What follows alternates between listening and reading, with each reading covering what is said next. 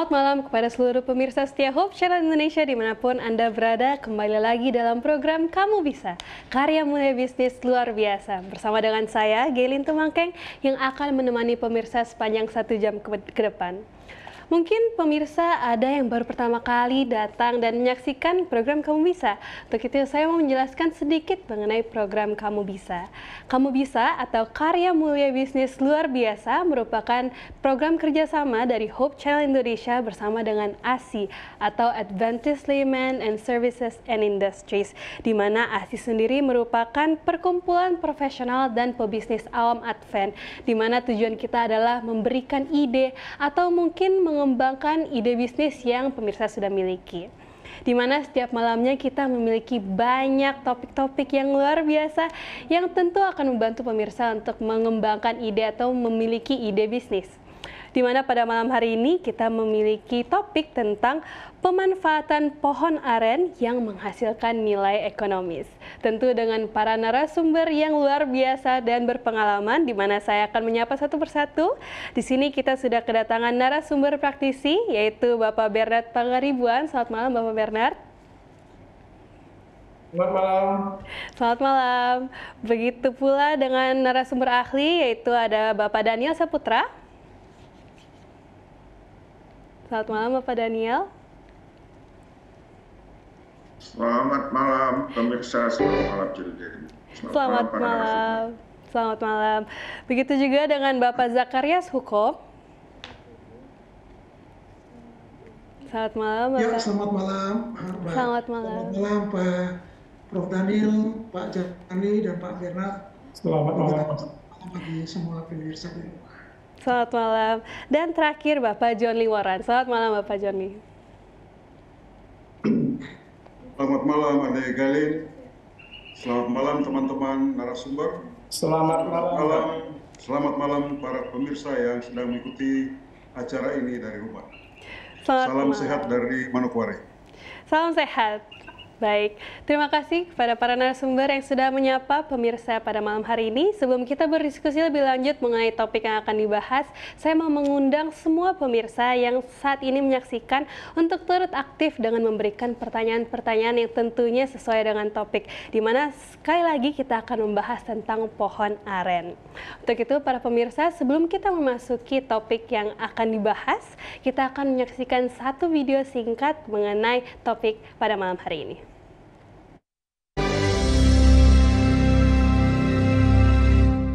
Nama saya Bernard Pangaribuan, asalnya Kota Pematang Siantar, Provinsi Sumatera Utara. Kota ini terletak kira-kira 45 kilo dari destinasi wisata Danau Toba. Saat ini saya bekerja sebagai widaiswara di Kementerian Lingkungan Hidup dan Kehutanan. Harapan saya untuk peluang bisnis pohon aren ini, ya, kita tahu pohon aren ini memiliki banyak manfaat, mulai dari lidinya, kolang-kalingnya, bijuknya, niranya, dan ternyata batangnya juga dapat dijadikan peluang bisnis. Kita tahu dari batang pohon aren ini kita bisa membuat piring, membuat sendok, garpu, membuat wadah-wadah untuk keperluan di dapur. Jadi dalam skala rumah tangga, peluang ini sangat menjanjikan karena tidak terlalu membutuhkan dana yang besar. Baik, saya kira demikian sedikit yang bisa saya sampaikan terhadap bisnis aren ini. Terima kasih.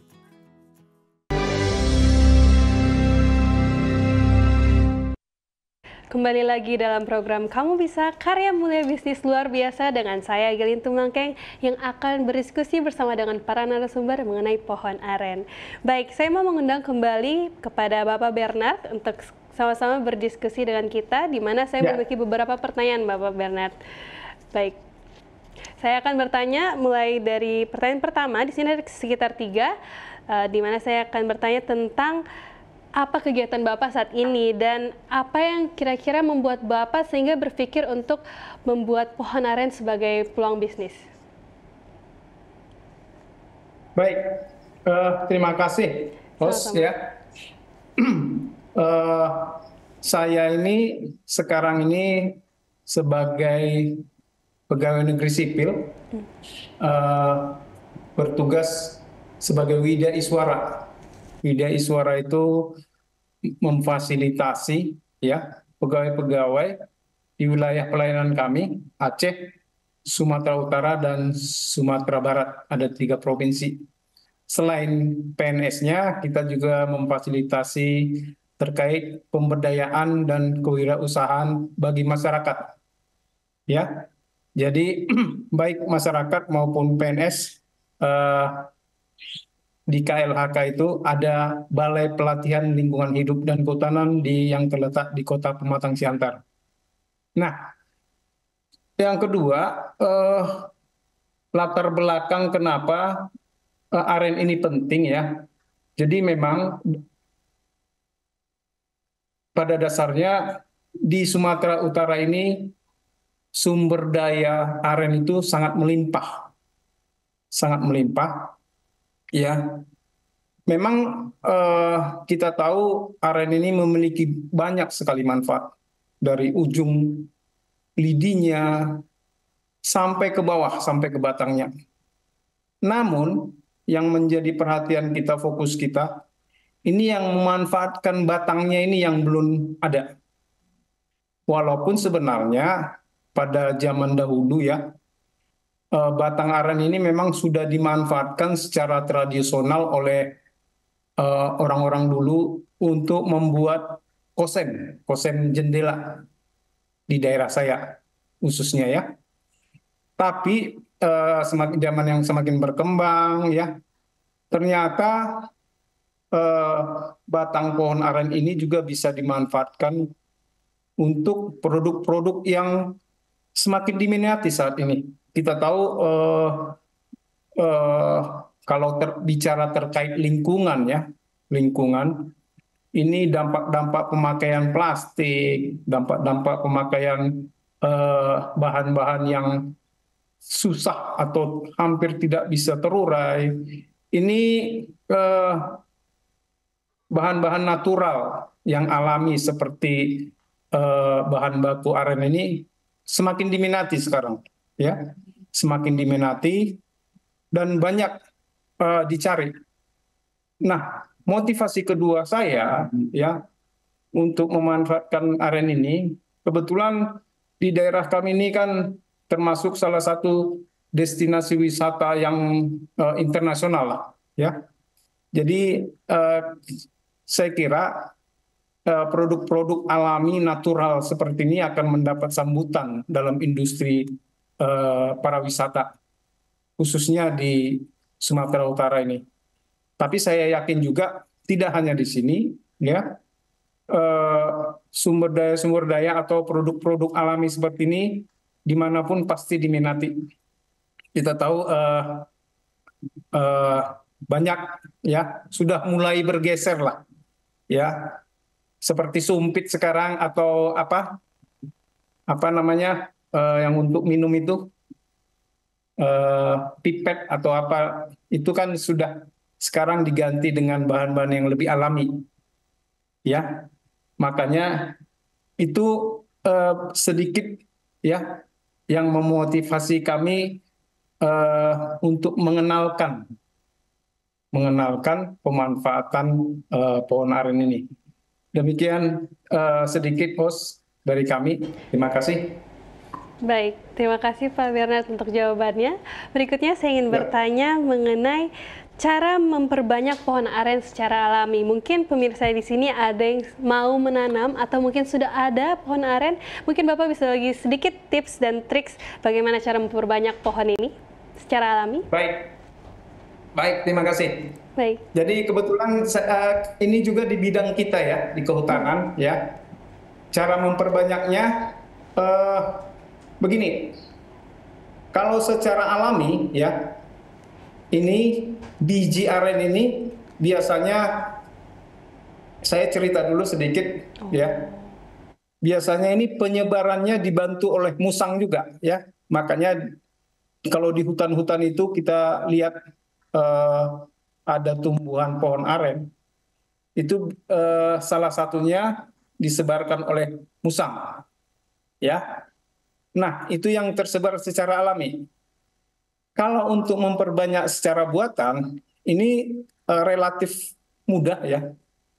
Untuk skala yang sedikit besar gitu, ini cukup biji-biji yang sudah tua ini kita masukkan ke dalam goni, ya, kita masukkan ke dalam goni, dan nanti tanah kita gali, kemudian biji ini bersama goninya kita timbun di dalam tanah, ya. Nah ini bisa kita cek per 2 minggu atau per 1 bulan. Ya, mungkin dalam waktu 1 bulan, 2 bulan, 3 bulan ini akan berkecambah dia. Berkecambah, mengeluarkan calon akar, ya.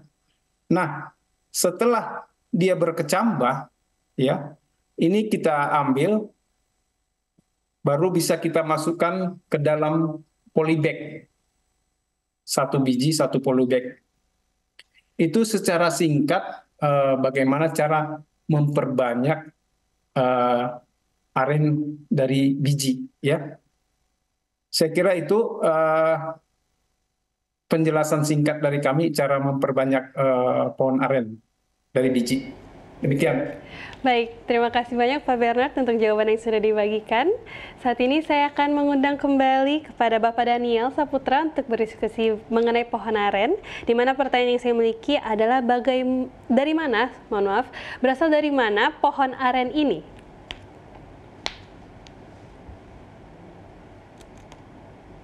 Baik, terima kasih. Sama-sama. Suara saya terdengar? Apakah suara saya terdengar? Ya, terdengar Bapak Daniel. Jadi pohon aren ini tersebar di seluruh Indonesia, bahkan di daerah-daerah tropis, ya. Ini adalah tanaman asli tropis, ya. Sehingga hanya ada di daerah tropis, khususnya di Indonesia, ya, dan mungkin ada sebagian di beberapa tempat lain.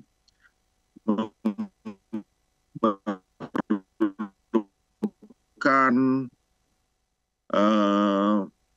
curah hujan yang sama pohon sejenis palma ini, ya, masih palma. Tapi kalau kita lihat di daerah yang airnya kurang, itu tidak banyak. Kalaupun ada, misalnya seperti di Nusa Tenggara, itu adalah di daerah-daerah yang dekat aliran sungai, ya, sehingga ya, jadi dia adalah tanaman yang perlu banyak air. Hanya saja sekarang yang perlu ada minat di Indonesia untuk mengembangkan aren sebagai sumber gula, ya. Nah, sumber gula. Jadi sama seperti mirip sawit sebetulnya. Jadi banyak analisis yang mengatakan bahwa aren ini, budidaya aren jauh lebih menguntungkan sebetulnya daripada sawit.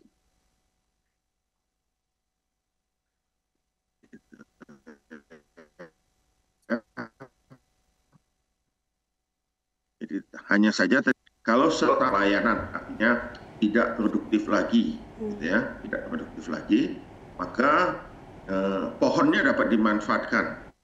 Nah, ini berbeda ya dengan sawit. Sawit itu pohonnya nggak bisa dimanfaatkan karena di dalamnya lembut, begitu ya. Nah, pohon aren mirip dengan pohon kelapa, ya. Jadi batangnya bisa dimanfaatkan karena kayunya bersifat agak keras, gitu ya. Walaupun mungkin untuk tiang rumah tidak sekuat kelapa, tetapi bisa dimanfaatkan untuk macam-macam. Bisa untuk takai sapu, tadi sudah sebutkan untuk alat-alat makan, sendok, garpu, sutil, atau apapun namanya itu. Jadi walaupun misalnya nanti sudah tidak produktif, maka pohonnya masih bisa dimanfaatkan. Nah, sekarang di Indonesia mungkin nanti Pak Hukom bisa tambahkan, sudah ada IP aren ya atau enau ini yang genjah, begitu sudah mulai dibudayakan, didomestikasi orang ya, sehingga dia lebih cepat tumbuh, lebih besar, lebih produktif. Nah, tentu yang selama ini dilakukan oleh masyarakat adalah secara liar sebetulnya ya, tidak ditanam dengan teknik budidaya yang baik, dengan jarak tanam, ya, memperhatikan pencahayaan sinar matahari, pemupukan, dan sebagainya. Jadi ini merupakan alternatif karena kalau kita lihat produksinya gula aren 1 kilo jauh lebih tinggi daripada gula pasir. Demikian, Cilin. Baik, terima kasih Pak Daniel untuk jawabannya. Saya mau mengundang kembali kepada Bapak Hukom untuk menjawab pertanyaan berikut, di mana pertanyaannya adalah, sampai usia berapakah pohon aren sampai bisa dimanfaatkan bagian-bagiannya? Ya, baik. Untuk pohon aren ini ada 2 jenis ya. Jadi yang jenis dalam dan jenis genja. Kalau yang jenis dalam itu umur produksinya cukup lama, 10 sampai 15 tahun. Dan kalau untuk yang genja itu umur produksinya agak rendah, 5 sampai 6 tahun setelah dia berbunga. Dan setelah itu bisa hidup tetapi dengan kondisi produktivitas nira dan menghasilkan tandan atau mayang itu yang sudah agak menurun. Nah itu kalau menyangkut dengan masalah umur, ya masalah umur tanamannya. Nah, mungkin itu menyangkut dengan masalah umur. Ya, terima kasih, Mbak. Baik, terima kasih Pak Hukom untuk jawabannya. Sebelum kita berdiskusi lebih lanjut mengenai pohon aren, kita akan menyimak satu video mengenai pohon aren yang sudah dibudidayakan oleh Bapak Bernard.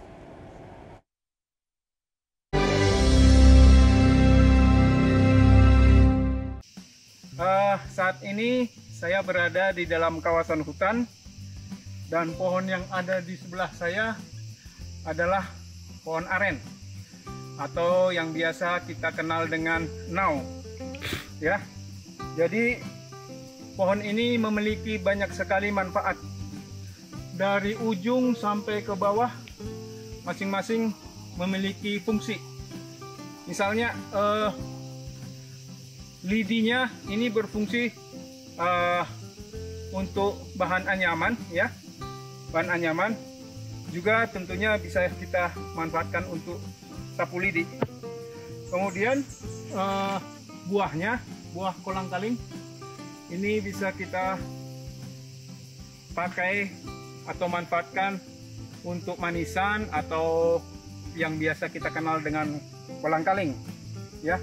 Kemudian niranya ini ada sedang diambil ini niranya. Niranya ini selain dikonsumsi dengan segar, bisa juga diolah menjadi gula aren atau yang lagi ngetren sekarang itu gula semut atau biasa disebut brown sugar. Katanya ini gula yang lebih ramah terhadap penderita diabetes daripada yang sering kita konsumsi gula pasir, ya. Jadi ini baik untuk penderita diabetes. Kemudian ada di sini batangnya, ya. Batangnya ini sebelum ke batangnya kita ke ijuknya dulu. Ijuknya bisa dipakai tentunya untuk bahan sapu, ya. Atau kalau di daerah saya ini bisa juga dipakai sebagai pengganti atap, ya. Bahan atap. Kemudian batangnya ini inilah yang merupakan unggulan sebenarnya kalau bisa dimanfaatkan untuk dibuat piring, mangkuk, kemudian sumpit, kemudian sendok, garpu, dan lain-lain.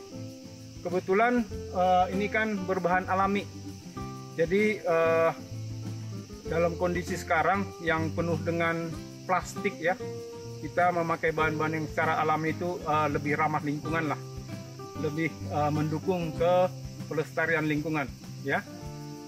Itu manfaatnya banyak ya. Selain itu untuk secara ekologi ya, aren ini juga cocok ditanam di daerah-daerah yang kelerengannya agak miring ya. Dia berfungsi untuk sebagai pencegah erosi. Saya kira demikian penjelasan singkat saya terkait dengan manfaat pohon aren ini, dan sangat baik tentunya dimanfaatkan untuk industri skala rumah tangga ya, yang bisa di satu sisi mendatangkan pendapatan ekonomi dan di sisi lain juga dapat membantu untuk mencegah erosi. Demikian penjelasan singkat dari saya. Terima kasih.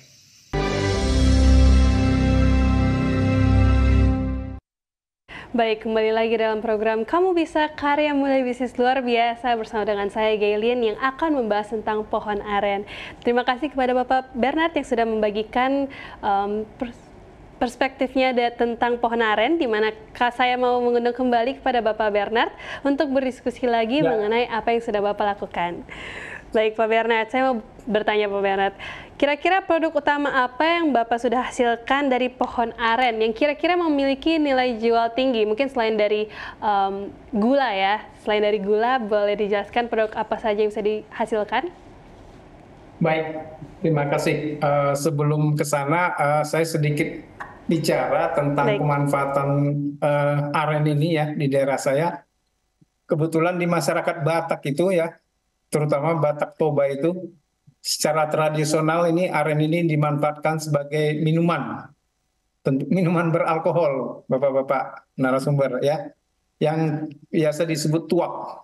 Walaupun pada dasarnya sebenarnya ini adalah minuman yang dipakai, digunakan untuk adat sebenarnya. Cuman sekarang kan sudah skala komersil, jadi banyak sekali dimanfaatkan untuk minuman. Karena apa? Karena memang ini fresh money, uang segar ya. Uang diambil pagi, sore bisa langsung dijadikan uang. Atau diambil sore, nanti paginya jadi uang. Jadi ini uang cepat lah. Berbeda dengan teman-teman kita yang di daerah timur sana, tapi masih termasuk Sumatera Utara ya, daerah Padak Sidempuan. Mereka ini memanfaatkan aren ini menjadi gula aren tentunya, ya, gula aren. Nah, kembali kepada pemanfaatannya. Jadi, Ibu, kami ini kan lembaga pelatihan. Jadi dalam pelatihan pemanfaatan aren ini secara umum ini kita melatih anggota masyarakat untuk mendiversifikasi ya, diversifikasi selain niranya ya. Ini menjadi gula semut seperti yang kami sebut tadi ya, gula semut, kita pakai gula semut. Kemudian juga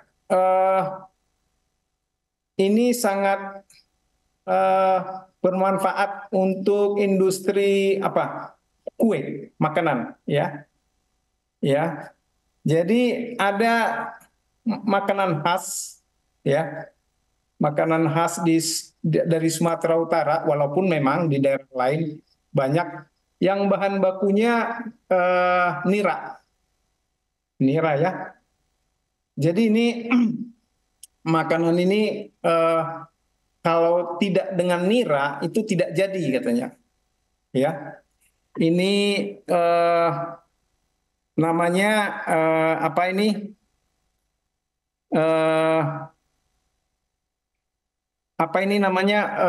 sejenis kue yang di dalamnya itu berlubang-lubang dia, ya.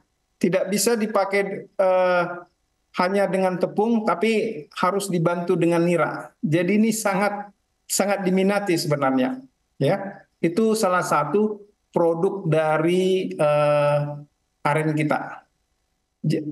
Kemudian dalam pemanfaatan batangnya itu sendiri, nah inilah yang menjadi masalah sebenarnya, yang mau kita kemukakan, yang mau kita promosikan ya, terutama di daerah saya. Jadi ya sedikit cerita, kalau di Jawa industri pemanfaatan batang aren ini sudah sangat maju. Padahal kita tahu bahan bakunya saya kira tidak sebanyak di kita inilah, ya. Tapi justru sebaliknya, dengan bahan baku yang melimpah di tempat kami ini, tapi industri pemanfaatan batangnya itu belum berkembang. Nah inilah yang menjadi motif kita, alasan kita mengapa ini perlu didiseminasi, dimunculkan ke atas gitulah. Saya kira untuk sementara itu Ibu, jadi memang terus terang pemanfaatannya ini masih belum optimal.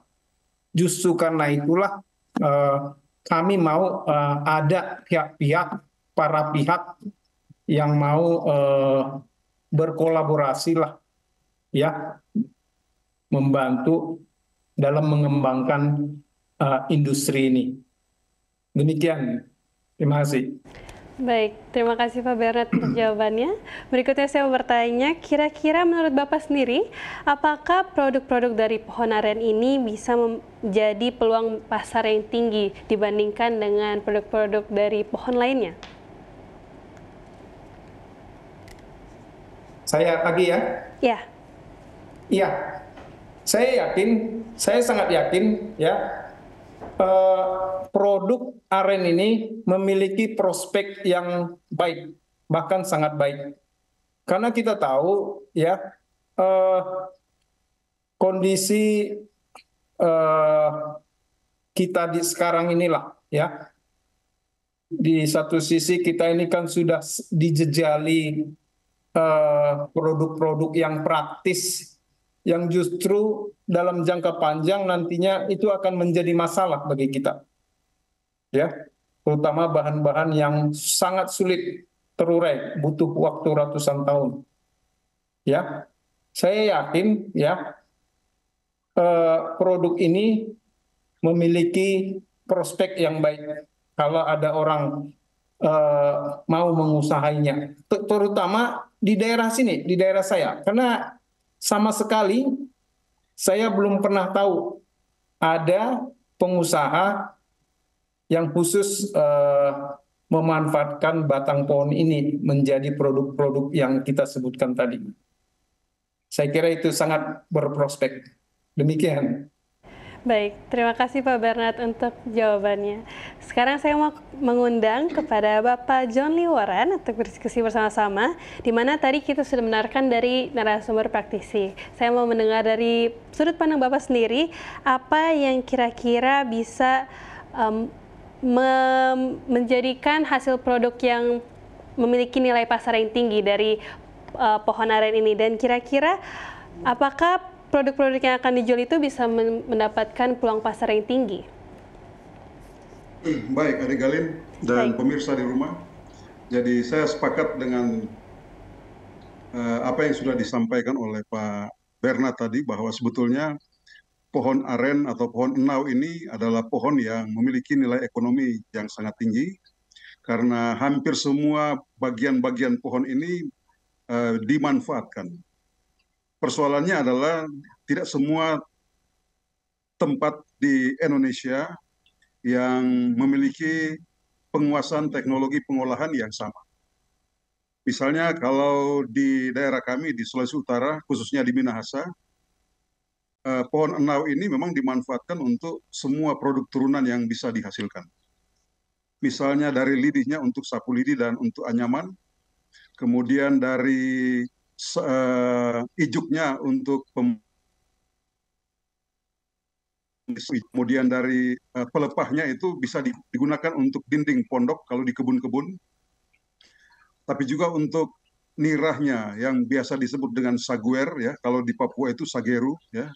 Kemudian kalau di beberapa tempat yang agak ke dalam lagi ada sejenis enau yang memproduksi minuman lokal yang biasa disebut dengan bobo ya.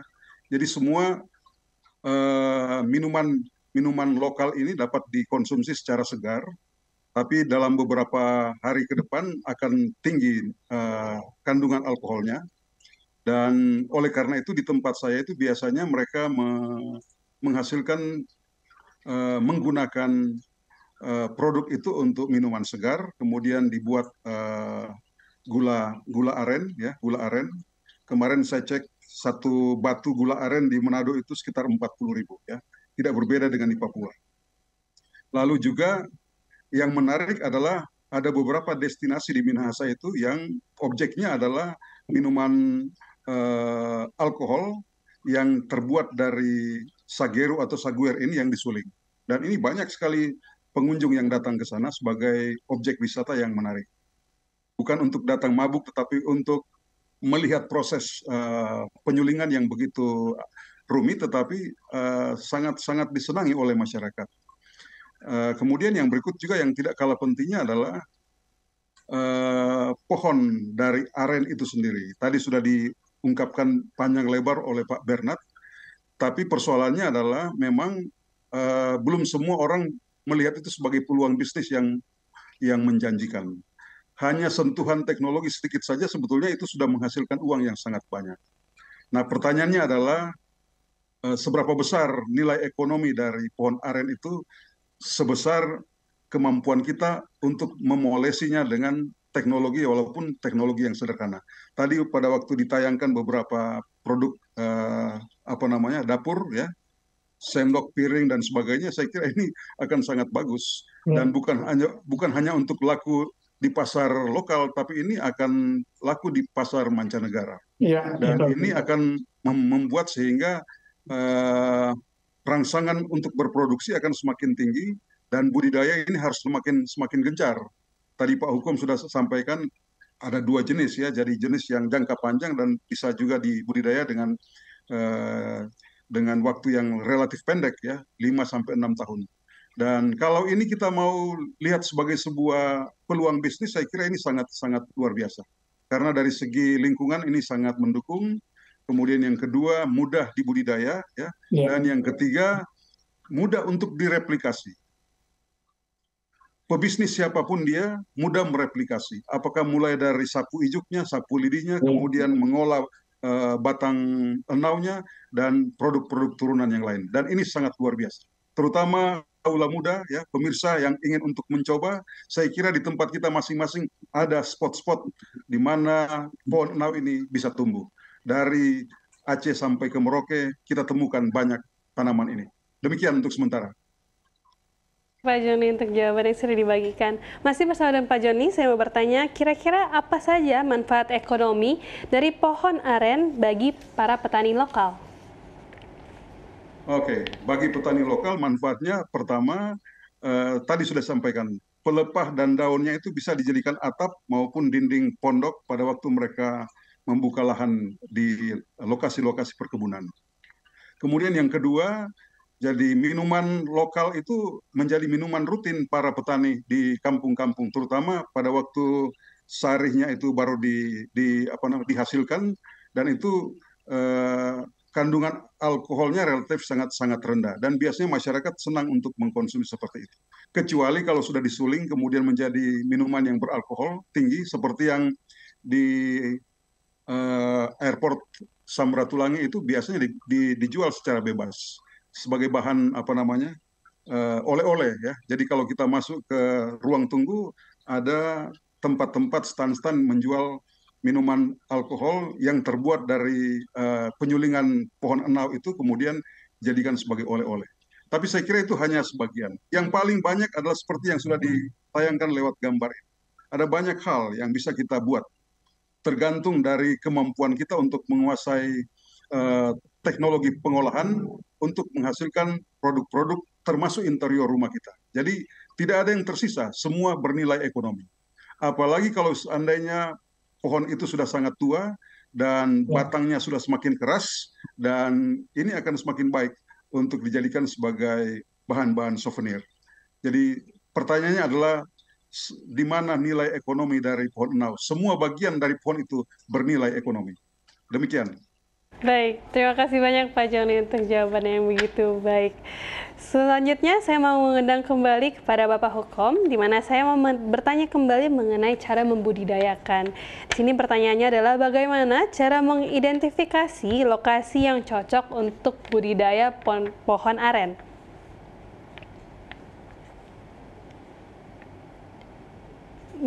Mohon maaf, belum di unmute Bapak Hukom, boleh dibuka dulu suaranya.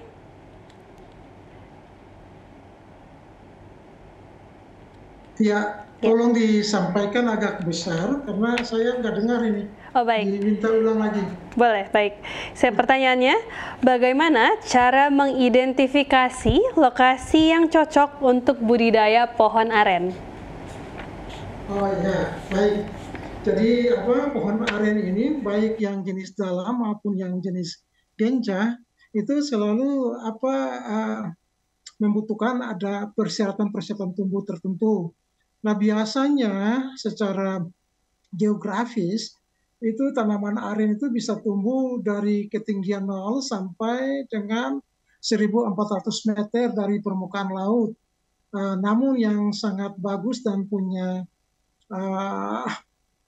produksi yang maksimal, khususnya untuk nira, itu berada pada ketinggian 400, 500 sampai 700 meter dari permukaan laut.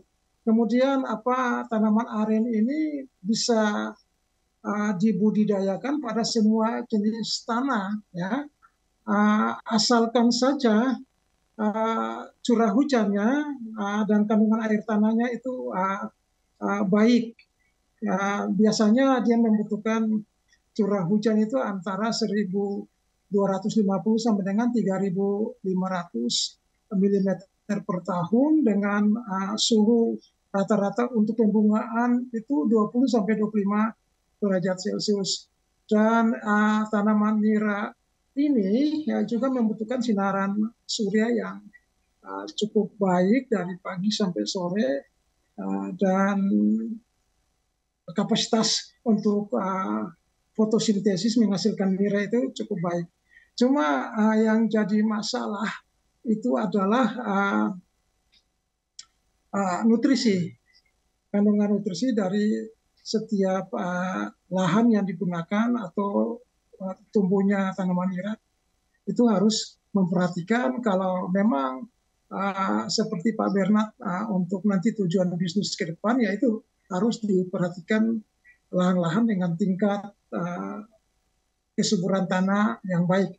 Karena yang saya dapatkan ada banyak pohon nira yang tumbuh tapi tidak bisa memproduksi nira sesuai dengan kapasitas secara genetiknya. Oleh karena itu perlu diadakan nanti tingkat pemupukan, kemudian apalagi kalau ada irigasi mungkin lebih baik, sehingga produksi nira itu bisa memang betul-betul full. Ya, mungkin seperti itu ya, syarat-syarat tumbuh itu yang paling penting sekali. Terima kasih. Baik, terima kasih Pak Hukom untuk jawabannya. Berikutnya saya mau mengundang kembali kepada Bapak Daniel untuk menjawab pertanyaan yang sudah ada, di mana pertanyaannya adalah bagaimana cara kita mendistribusikan produk aren supaya lebih banyak lagi orang mengetahui akan produk-produk yang sebenarnya bisa dihasilkan dari satu pohon. Baik, jadi aren ini selain tadi banyak sudah disuraikan, dia mempunyai fungsi lingkungan, yaitu untuk menjaga tanah ya terhadap erosi, karena banyak dipakai untuk itu. Nah, untuk ini perlu kita kampanyekan sebetulnya, ya. Kita kampanyekan bahwa aren punya fungsi lingkungan, ya, punya fungsi lingkungan yang baik. Dan juga tadi sudah disampaikan oleh Pak Bernard bahwa di dunia kita yang penuhi oleh plastik, maka produk-produk rumah tangga yang dibutuhkan rumah tangga dapat kita gunakan menjadi alternatif. Ya, sudah mulai banyak ada orang menggunakan daun daun enau itu dianyam kemudian diberi sentuhan teknologi sedemikian rupa sehingga dia menjadi piring.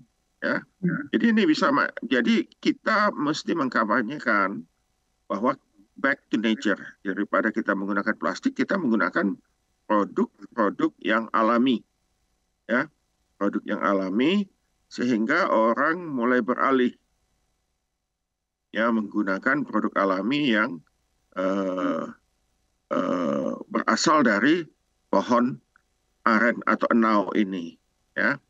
Jadi memang mulai banyak, ya, kalau kita lihat sekarang sudah banyak penelitian bahwa banyak penyakit-penyakit kita diakibatkan oleh yang kita sebut dengan mikroplastik, plastik mikro begitu, ya, yang secara tidak sadar masuk ke dalam sistem tubuh kita. Dan kalau tubuh kita imunitasnya kurang baik, nah itu akan menjadi sumber penyakit. Ya, sudah banyak bahasan ilmu-ilmu kesehatan pengaruh mikroplastik kepada kesehatan manusia. Jadi khususnya makanan, ya, khususnya makanan, maka kita adalah lebih baik kembali kepada produk alam untuk mengurangi peluang kita terpapar dengan mikroplastik.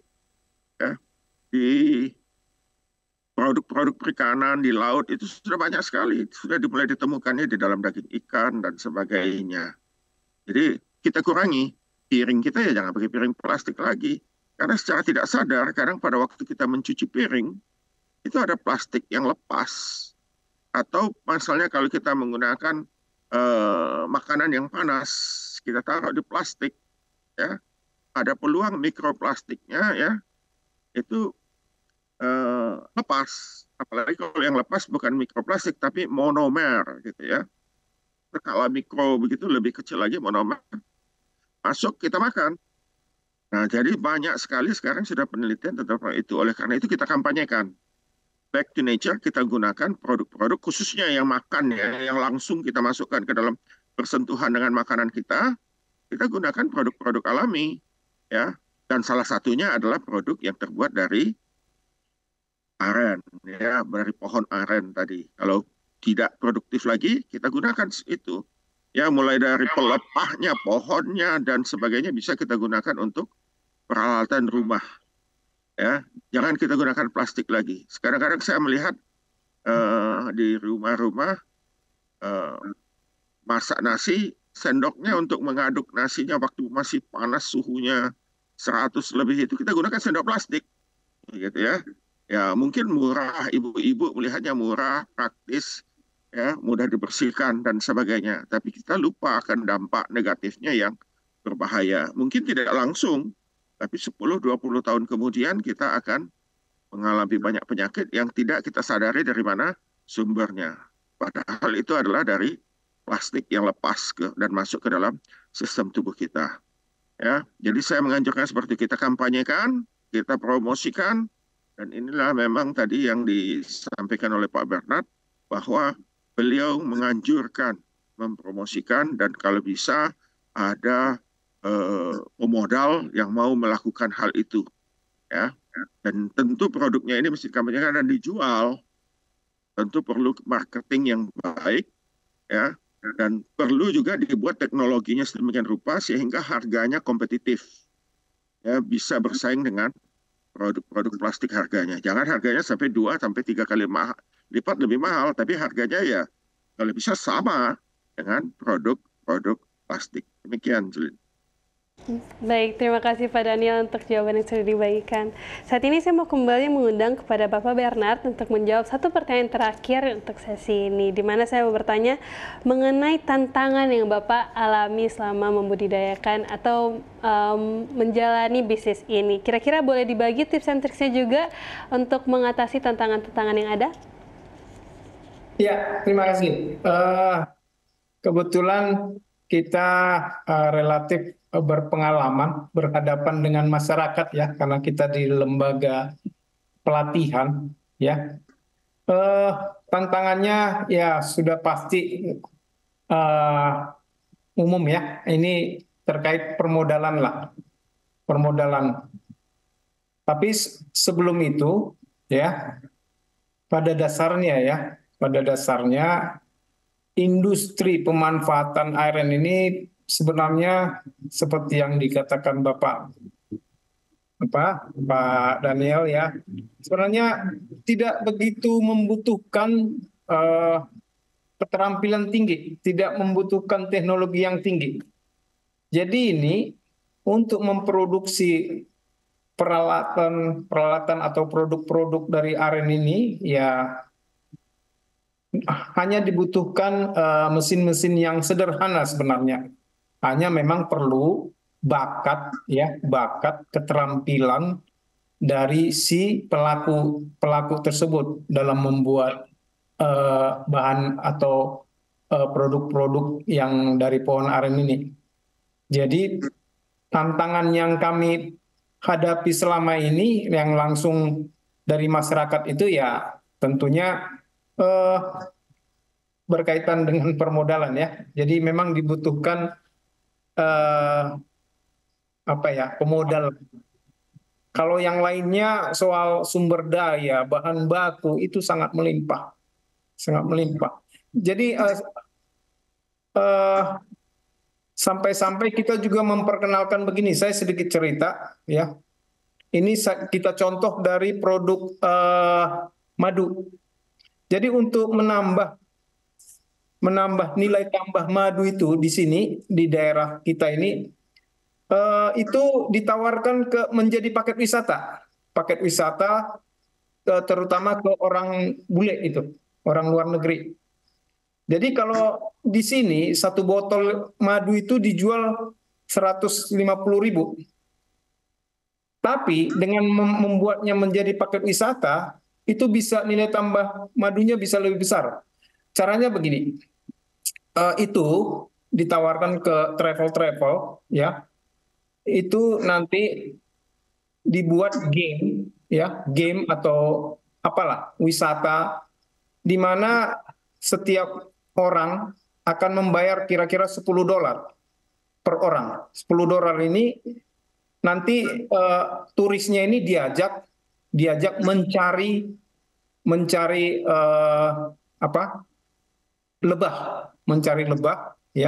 lebah, masuk hutan, keluar hutan atau ke hutan mangrove ya. Kemudian nanti bulenya ini memanen sendiri. Jadi hal-hal yang berbau tantangan begini sangat disukai oleh orang-orang luar. Nah, ini kita terapkan di industri aren juga. Sebelum dia pohonnya dimanfaatkan, ini kalau kita merencanakan, ini nanti kita tawarkan ke travel. Nantinya ada paket-paket wisata untuk 10-15 orang bule ya, turis mancanegara, nanti mereka masing-masing bayar $5. Nanti mereka disuruh manjat, disuruh memanen sendiri nira dan menikmati nira di tempat tersebut secara langsung. Nah, ini akan menjadi pengalaman dan tantangan tersendiri bagi mereka. Jadi tidak hanya menikmati arennya, tapi mereka juga langsung cara memanjatnya, cara memanennya, dan menikmati arennya di situ. Jadi bentuk-bentuk diversifikasi untuk salah satunya meningkatkan pendapatan dari masyarakat itu sendiri. Nah, itu solusi salah satulah solusi yang kami punya gitu dalam memanfaatkan aren ini. Demikian host. Baik, terima kasih banyak Pak Bernard untuk jawaban yang tentunya menginspirasi para pemirsa. Sebelum kita lanjut ke segmen berikutnya atau lebih dalam lagi mengenai pohon aren, kita akan menyaksikan satu video singkat mengenai uji ilmu Kamu Bisa.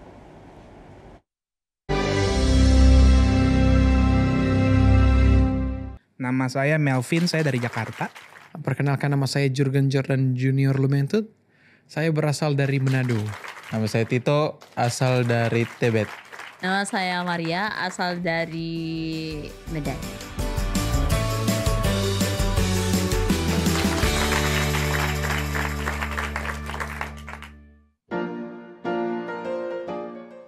Wah, kalau itu sih sering lihat ya di komplek-komplek. Cuman kurang tahu aku. Ada beberapa orang sih pernah bilang sih itu kayak pohon aren gitu. Yang saya tahu ada juga kalau di bagian Papua itu mungkin ada disebut yang ditaruh di mulut, mungkin sejenisnya kayak gitu. Pinang kalau nggak salah. Tapi kalau di daerah saya itu mungkin namanya itu pohon aren. Apalagi namanya? Kelapa sawit. Ini mah gampang. Ini pohon aren.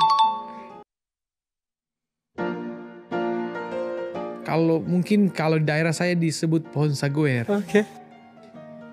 Aren. Gak tahu. Pohon enam. Nggak tahu deh itu pohon buat apa ya? Pohon gula kali.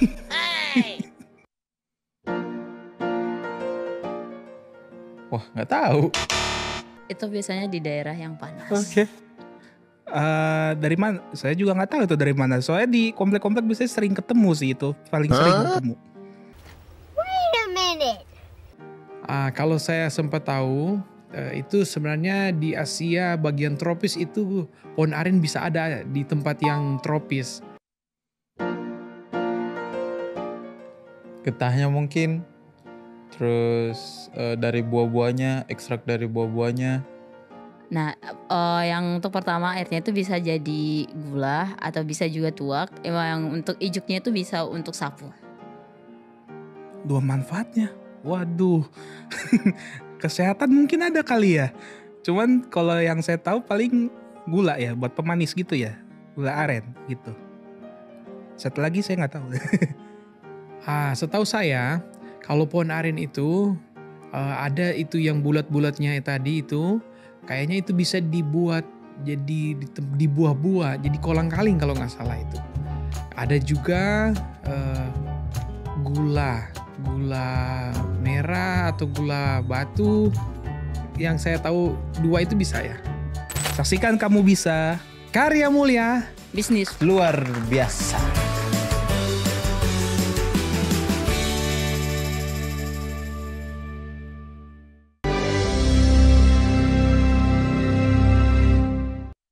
Baik, masih dalam program Kamu Bisa, karya mulai bisnis luar biasa bersama dengan saya Gelin Tumangkeng dan para narasumber yang akan membahas tentang pohon aren. Tapi tidak terasa waktu kita sudah hampir selesai. Untuk itu saya mau mengundang kembali kepada para narasumber untuk memberikan closing statement secara singkat. Terlebih dahulu saya mau mengundang kepada Bapak Bernard Pangaribuan untuk memberikan closing statement terlebih dahulu. Baik, terima kasih. Sebagai penutup saya ingin mendorong ya pihak-pihak agar bisa mempromosikan, paling tidak kalau bisa berusaha memanfaatkan terutama batang pohon aren ini untuk industri skala rumah tangga paling minimal lah itu ya, sebelum ke arah yang lebih besar. Karena itu tadi selain bisa menambah ya nilai ekonomi dan tentunya pendapatan masyarakat ya, di sisi lain secara ekologi dia juga baik bagi lingkungan.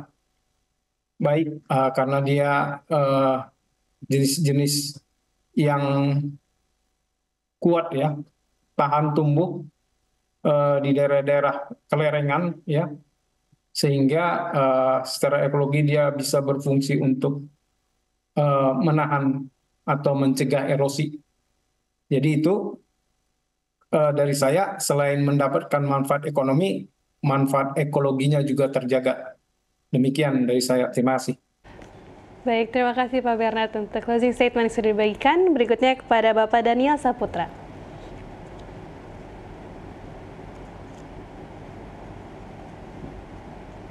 now,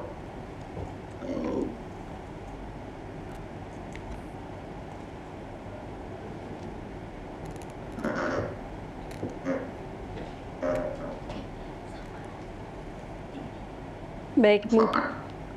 luar biasa.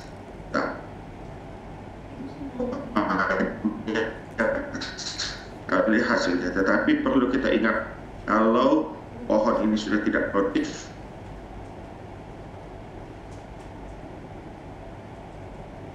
dapat kita manfaatkan untuk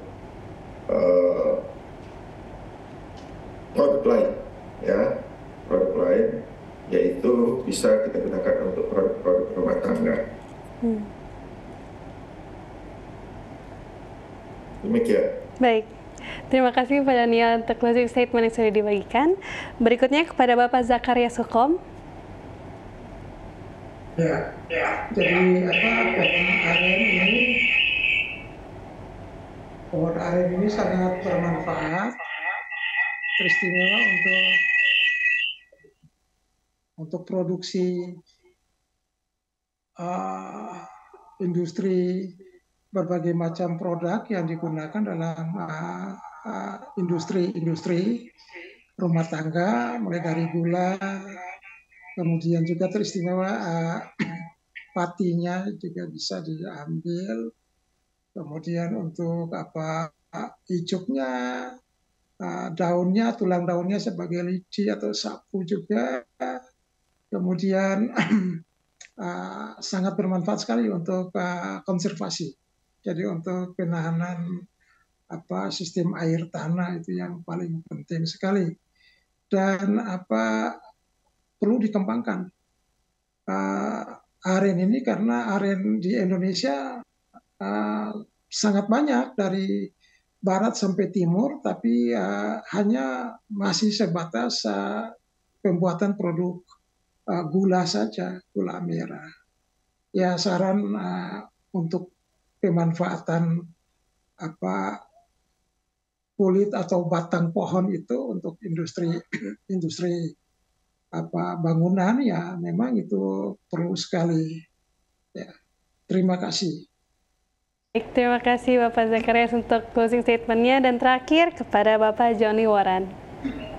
Ya, jadi pohon aren atau pohon enau ini semua bagian bernilai ekonomi. Dan hampir di semua daerah di Indonesia terdapat pohon aren atau pohon enau.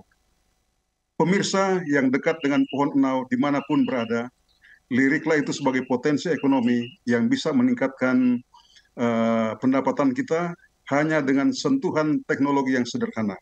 Oleh karena itu, tingkatkan keterampilan teknis untuk mengolah produk-produk yang berasal dari buah aren, sehingga kita bisa mendapatkan cash dari penjualan produk-produk yang akan kita pasarkan kepada konsumen. Demikian, terima kasih.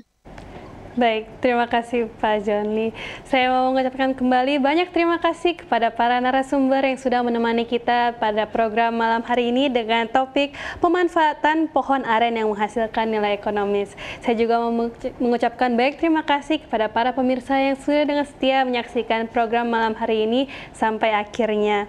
Untuk itu, saya mau juga mengatakan baik terima kasih kepada seluruh kru yang sudah membantu dalam program pada malam hari ini, dan saya mau juga mengundang para pemirsa untuk selalu menyaksikan seluruh program Hope Channel Indonesia yang ditayangkan setiap harinya. Dan juga jangan lupa untuk selalu saksikan Kamu Bisa yang tayang setiap hari Selasa pukul 7 sampai 8 malam. Saya dan seluruh kru yang bertugas pamit undur diri. Akhir kata saya mengucapkan, lakukanlah dan cobalah bisnis yang sudah kami bagikan. Karena pasti kamu bisa. Karya mulai bisnis luar biasa.